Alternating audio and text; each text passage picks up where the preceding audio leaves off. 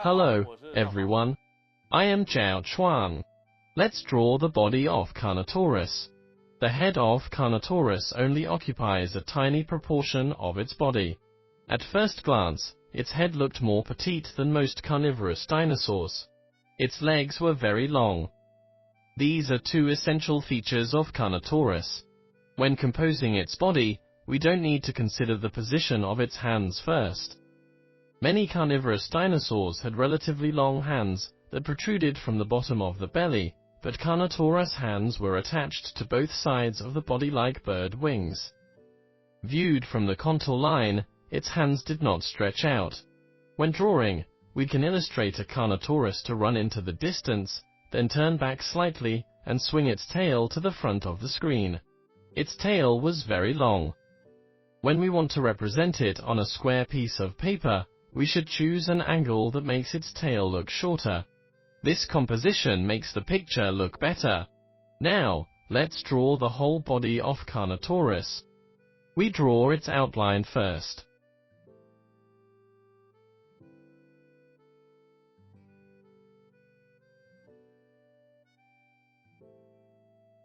You can imagine it is walking towards the inside of the paper, with its tail facing the audience, probably as if its back is facing us.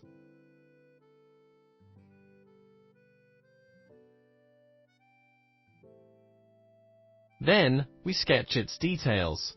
Its face was short, tall, and very round. We can turn its head slightly with its mouth open. In this way, we can see the inside of its mouth.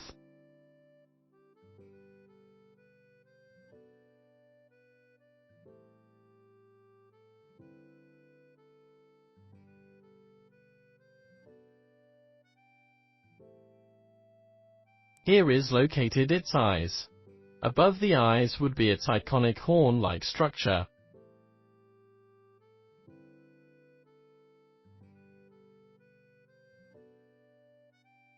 Its nostrils were about here, and there were thick scales above the nostrils. The eyes were tiny, roughly at this position.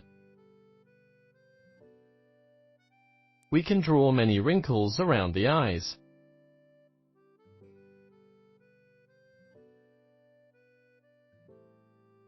Its nostrils were underneath this eave-like structure.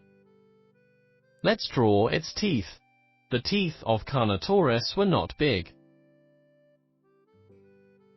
Then, we draw the muscles at the corner of its mouth, followed by the lower teeth.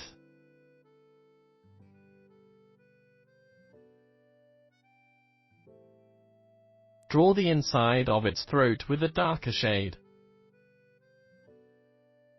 Then, outline its antebital fenestra. We can add some texture to its upper jaw.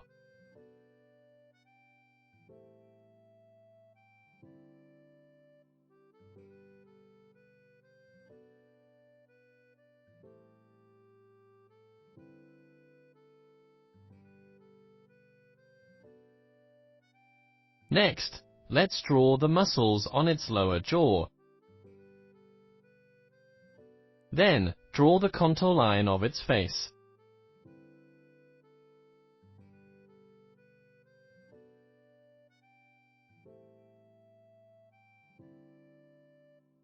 Here, we draw its ear hole. Now, we come to its neck. We draw the top of its neck slightly bulged upward,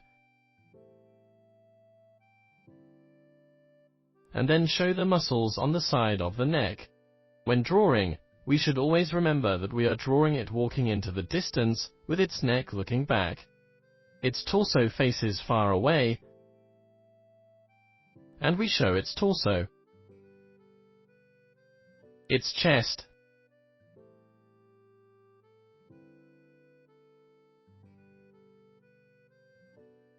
Then its legs. We first outline its pelvis and then the thigh.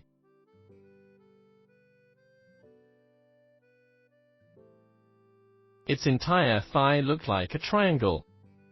The front and rear outlines of the thighs can be drawn vaguely, as they are all connected with the skin of the torso. The calf muscles can be drawn to be fuller. Then, draw the ankle,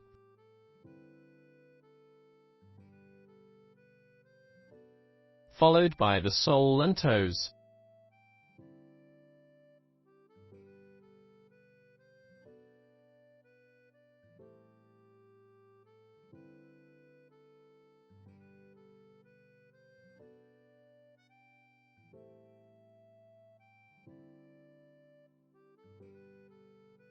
Now, let's draw the foot in the distance.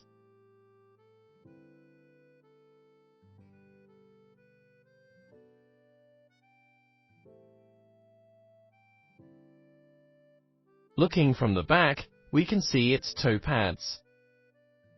From this angle, we can see the tiny first toe.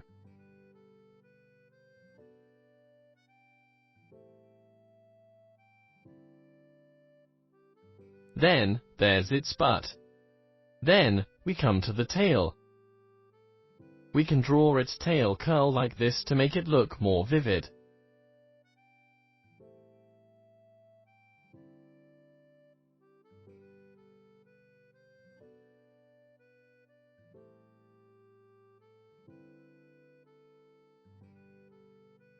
Then, let's draw the shadow of its body. Its forelimbs were located here, on its shoulders. The upper arms were very long, and the forearms were fused with the palms. It had 4 fingers, and the top finger had become a spike.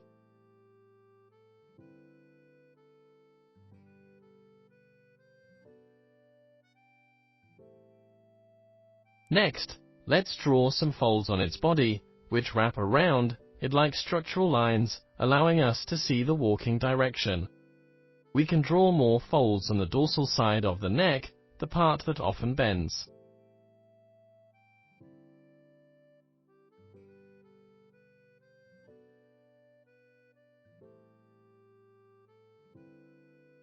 There would be a lot of wrinkles between the thighs and the torso, and the back of the thighs was linked to the torso.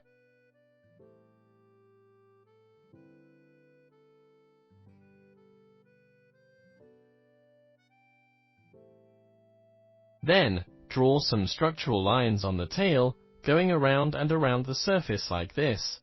When drawing structural lines, those on the underside of the tail can be drawn more and heavier to create a shadowy feeling.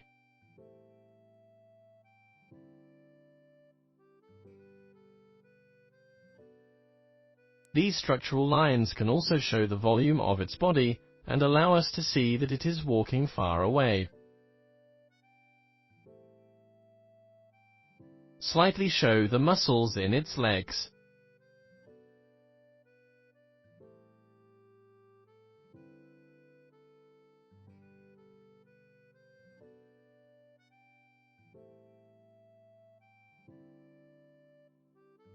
A bit of the knee can be seen from this angle.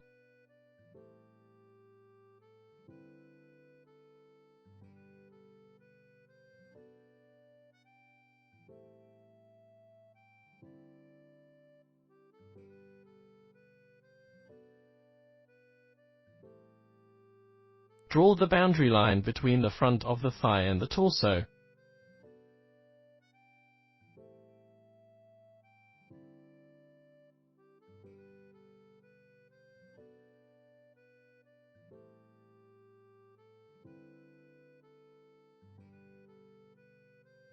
We can draw a little shadow on the upper part of the other leg to create a feeling that the 2 legs are far apart.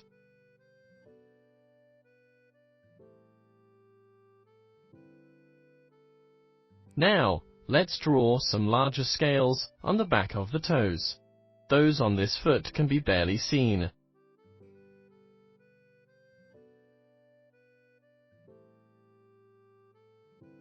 Draw a shadow on the belly to represent its structure.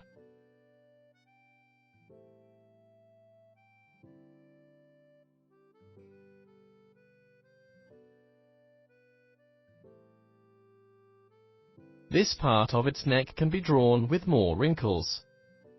And on the lower part of the neck and throat, we can also draw some folds and shadows. Then, show the pads on its soles and toes.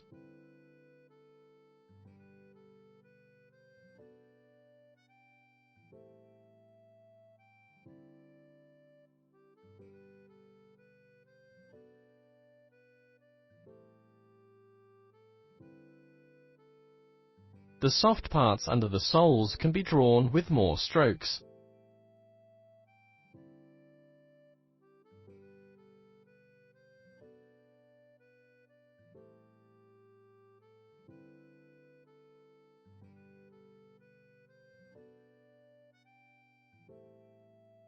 On the torso, we can show its rotundness.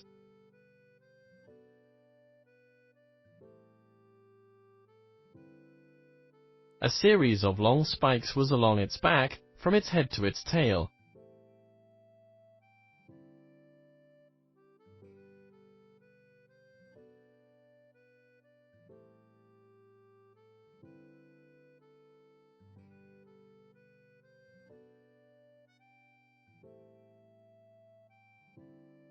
Its skin was composed of fine scales, with large scales mixed in between.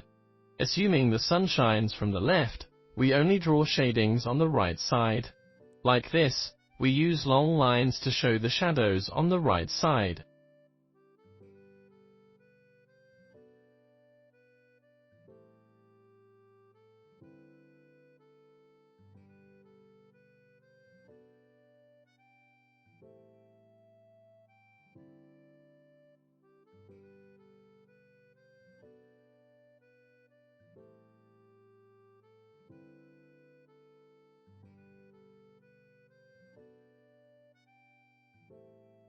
In this way, we've finished drawing the body of Carnotaurus.